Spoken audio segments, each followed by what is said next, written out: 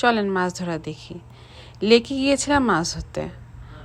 আমি তো ধরতে পারি না, ধরবে আমার হাজব্যান্ড। বলা চলে এটা তার একটা হবি। সে অস্থির হয়ে থাকে কখন সে মাছ ধরবে, স্পেশালি উইকেন্ডে। যাই হোক, মাছ ধরার জন্য যত সরঞ্জামাদি সব তার আছে। আবার যেদিন মাছ ধরতে যাবে সেদিন আবার গ্রোসারিতে গিয়ে বাকি যেগুলো বাকি আছে সেগুলোও কিনে নিয়ে আসে।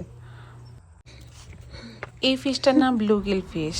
ইউএসএতে সবাই ব্লুগিল ফিশ নামে জানে, তবে এটার টেস্ট অনেকটা বাংলাদেশে মিনি মাছের মতো।